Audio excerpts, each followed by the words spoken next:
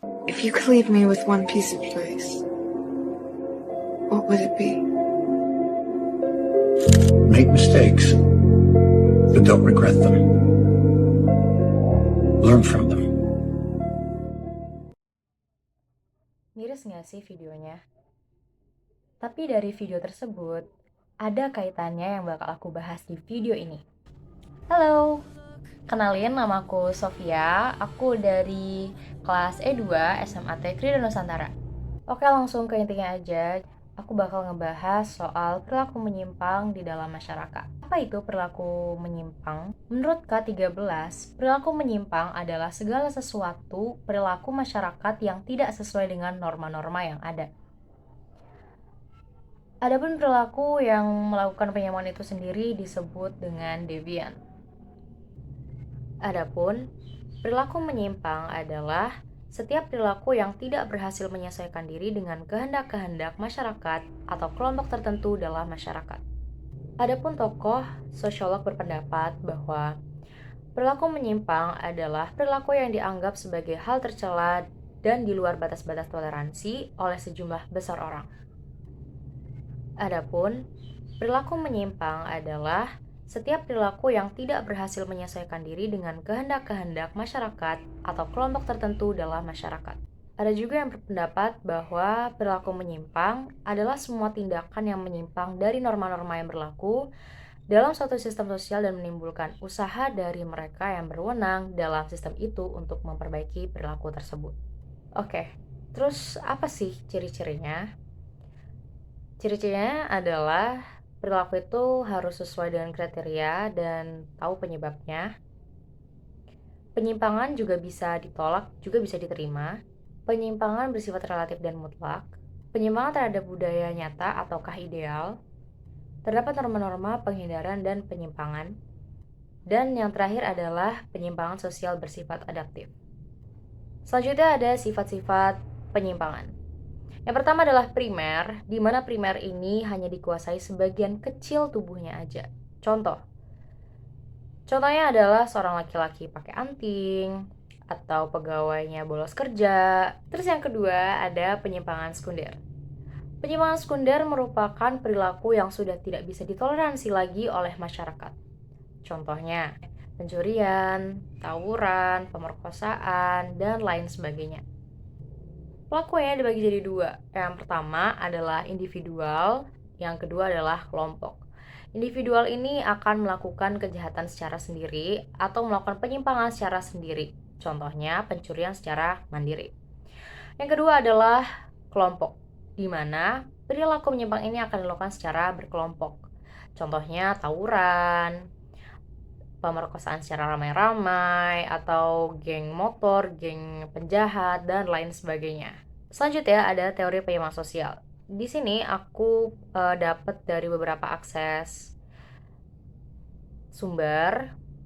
Di sini ada teori differential association. Menurut pandangan teori ini, penyimpangan sosial bersumber pada pergaulan yang berbeda yang terjadi melalui proses alih budaya. Yang kedua adalah teori labeling.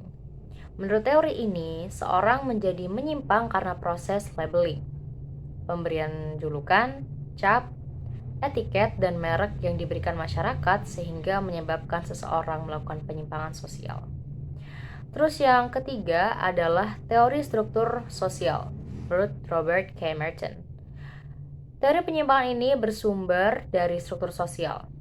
Menurut Merton, terjadinya perilaku penyimpangan itu sebagai bentuk adaptasi terhadap situasi tertentu. Yang terakhir adalah teori konflik oleh Karl Marx, kejahatan erat terkait dengan perkembangan kapitalisme. Menurut teori ini, apa yang merupakan perilaku menyimpang hanya dalam pandangan kelas yang berkuasa untuk melindungi kepentingan mereka.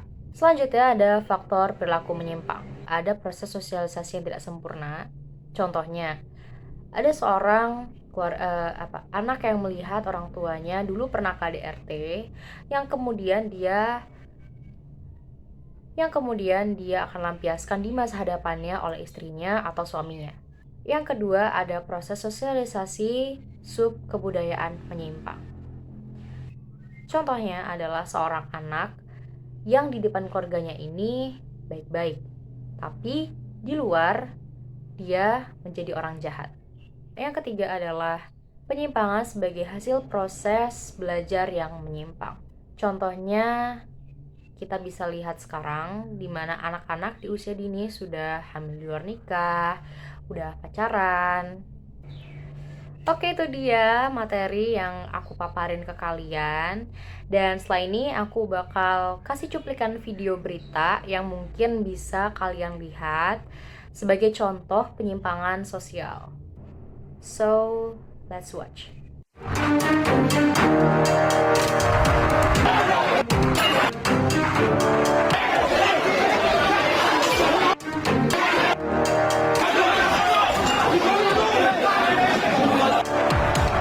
Sejumlah warga mengeroyok dan menganiaya anggota Babinsa yang tengah bertugas mengamankan acara hajatan di Desa Ngembak, Kecamatan Purwodadi, Grobogan, Jawa Tengah.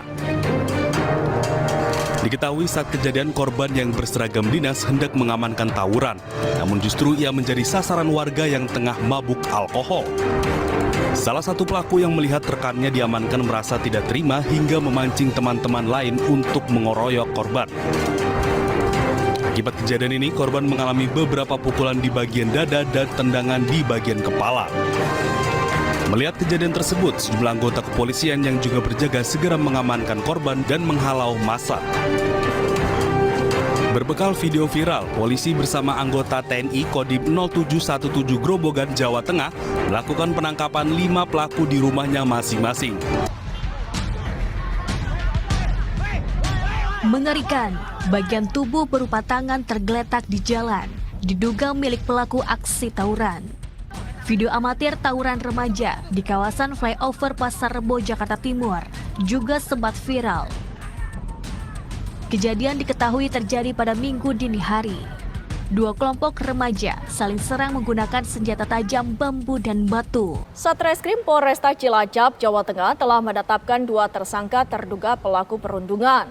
2 tersangka yakni K, 15 tahun, dan W, 14 tahun, terancam pasal berlapis. Polisi menerapkan pasal 80 UU Sistem Peradilan Pidana Anak yang mengancam hukumannya selama 3,5 tahun. Selain pasal 80 karena menyebabkan korban luka-luka, tersangka akan dijerat dengan pasal 170 KUHP tentang kekerasan bersama-sama dengan ancaman hukuman 7 tahun. Narkoba internasional dan TPPU jaringan Freddy Pratama. Dalam 3 tahun, polisi mengamankan barang bukti sebanyak 10,2 ton sabu, 800 di Cianjur, Jawa Barat. Dalam rekaman video CCTV, pelaku diduga 2 orang, di mana wajah salah satunya terlihat jelas saat masuk ke parkiran sepeda motor, kemudian merusak bagian kunci hingga berhasil membawa kabur motor milik korban yang merupakan salah satu orang tua siswa. Diketahui aksi kedua pelaku tidak hanya dilakukan di lingkungan sekolah PAUD, tetapi juga di lingkungan pondok pesantren yang jaraknya tidak jauh.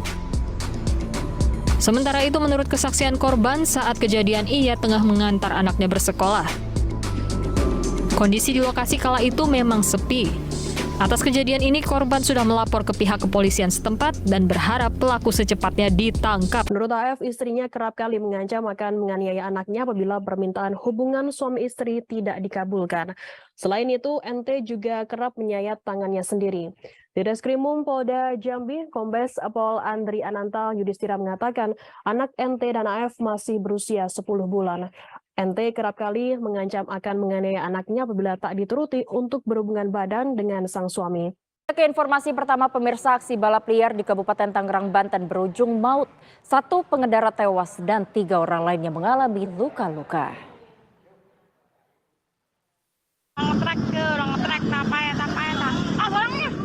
Seorang pemuda tewas dan 3 orang lainnya terluka akibat aksi balap liar di Kecamatan Sindang Jaya, Kabupaten Tangerang, Banten.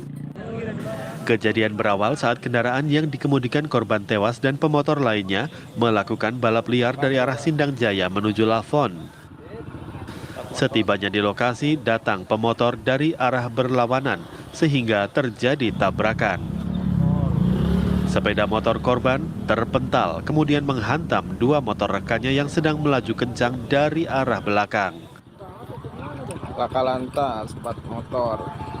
Warga setempat mengatakan aksi balap liar kerap terjadi di akhir pekan. Warga mengaku resah dan sudah cukup sering mengusir para remaja yang hendak melakukan aksi balap liar.